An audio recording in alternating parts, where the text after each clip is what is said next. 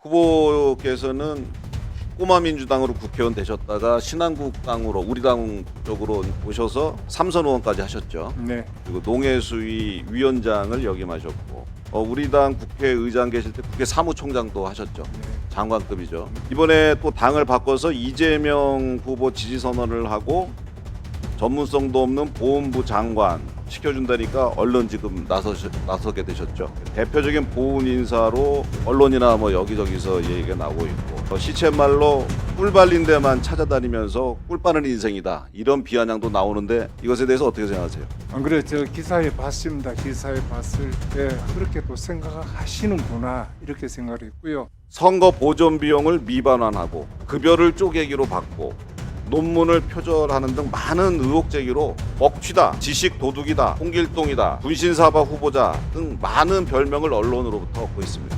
정책 검증 이전에 도덕성과 준법성의 문제가 상당히 있다.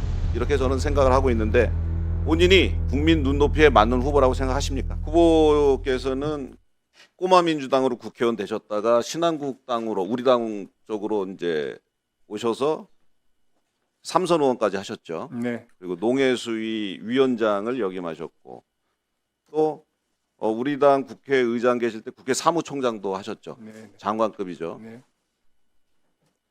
이번에 또 당을 바꿔서 이재명 후보 지지 선언을 하고 전문성도 없는 보훈부 장관 시켜준다니까 얼른 지금 나서게 되셨죠.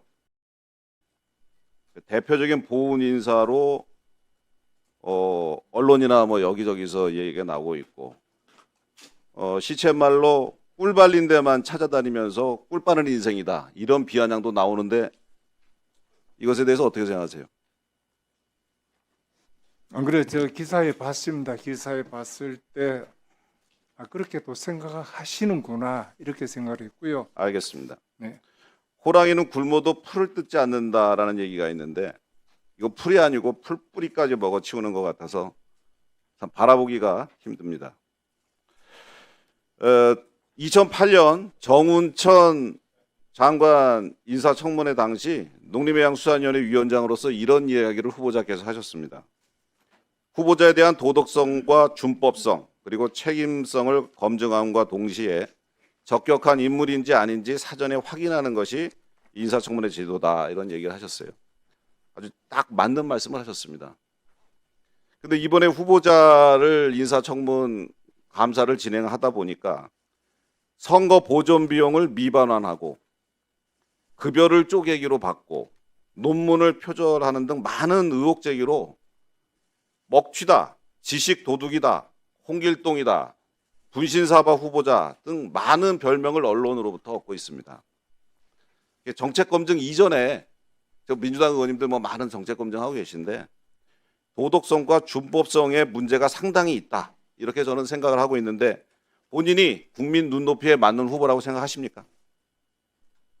짧게 말씀드리겠습니다. 충분히 거기 지적에 대해서는 제가 겸하게 받아들입니다. 단 선거 보존비는 3억 6천 중에 당시에 9천만 원을 바로 반납을 했고요. 근래 들어서 하도 지켜보던 집사람이 딱하다면서 제가 알겠습니다. 네. 네, 근데 무슨 당시는 말씀인지 알겠습니다. 굉장히 경제적으로 어려웠습니다. 선거 보존 비용 문제를 제가 먼저 말씀드리겠습니다. 2018년 경북도지사 후보에 출마하셔가지고 금품을 제공하셔서 징역 10개월에 집행유예 2년을 선고받으셨어요.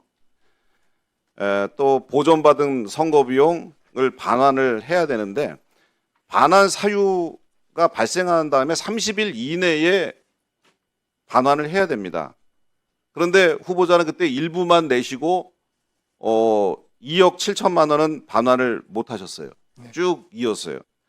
그런데 이것을 인사청문회를 앞두고 제가 문제 제기를 6월 28일 날 했는데 한 이틀 만인 7월 1일 날 5천만 원을 급하게 반환을 합니다.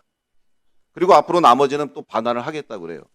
장관 후보자로 임명 안 되셨다면 인사청문 대상이 안 됐다면 아마 이거 소멸시효가 5년이잖아요. 1년만 더 버티면 안 내고 그냥 넘어가겠죠. 저는 1년 안에 후보자가 2억 7천만 원을 갚았을 것이다라는 말을 믿을 수가 없습니다. 그리고 나서 변명이 저는 더 이해가 안 갑니다. 이런 문제가 발생한 것에 지적을 하면 정말 죄송하게 됐다. 내가 뭐 여러 가지 이유 들면서 뭐 조속히 납부하겠다든지 뭐 이런 식으로 나와야 되는데 맨 처음에 재심을 신청하겠다 이렇게 얘기를 했어요. 아니 재심은 4년 전에 대법원 판결 났을 때 그때 신청하는 거지 4년이나 그냥 돈 안 내고 버티고 있다 이제 와서 재심 신청한다는 게 상식적으로 맞지 않는 말을 하고 계시더라고요. 두 번째는 사면이 되면 선거비용 반환 의무가 면제되는 것으로 잘못 인지하고 있다. 처음 해명과 두 번째 해명이 또 바뀝니다. 저는 지금까지 가만히 있다가 급하게 반환을 5천만 원만 하고 사면을 핑계로 실수였다라고 하고 하는 것이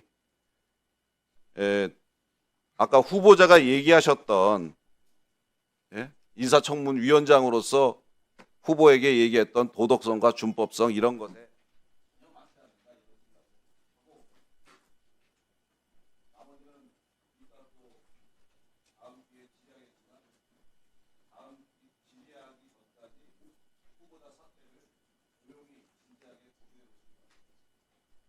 예, 답변하시겠어요? 짧게 예, 말씀. 답변. 예. 선거 보존비 관계는 전적으로 제가 선관위에 직접 연락을 못한 저희 불찰입니다. 불찰이지만은 실제로 그 일이 일어났을 당시에는 2020년 총선 선거 부채로 제가 굉장히 힘들었을 때입니다. 한 2, 3년 동안은 굉장히 힘들었을 때이기 때문에 당시 바로 9천을 반납을 하고 나머지는 반납을 못 하다가 이번에 하도 보기 딱했던지 집사람이 통장 하나 끼워서 일단 5천만 원을 했고요. 재심 문제는 그때 재심을 하겠다고 했을 때 우리 변호사가 말렸습니다. 이제 앞으로 공직에 아무것도 안 할 텐데 굳이 같이 있었던 사무처장을 고발하고 법적 다툼을 해야 되느냐 말렸기 때문에 저도 그 말도 일리가 있다 싶었고요. 이번에는 분명히 말씀드리는 것은 실제로 허위 공문에 의해서 모든 결과가 나왔기 때문에 그 모든 자료를 가지고 다시 검토를 했었습니다. 하니까 허위 공문이 맞다. 도장 결제가 이 허위 공문이다. 그래서 이번에 재심을 4년 전에도 검토를 했었고 이번에도 그럼 차제에 다시 한번 재심을 한번 해보자. 결과가 그래 계속 내가 유죄고 반납을 해야 된다고 나오면 바로 반납 어떤 식으로든지 분합하든지 하는 거고요. 그게 결과가 바뀌면은 오히려 냈던 것을 반환해 받는 그런 결과가 안 되겠나 이렇게 생각합니다. 자, 결과적으로 이 점은 전적으로 제가 직접 확인하지 못한 저 불찰입니다. 암투병하면서 중립사내하는 그 시점에서 일어났던 일이기 때문에 이런 결과가 일어났습니다.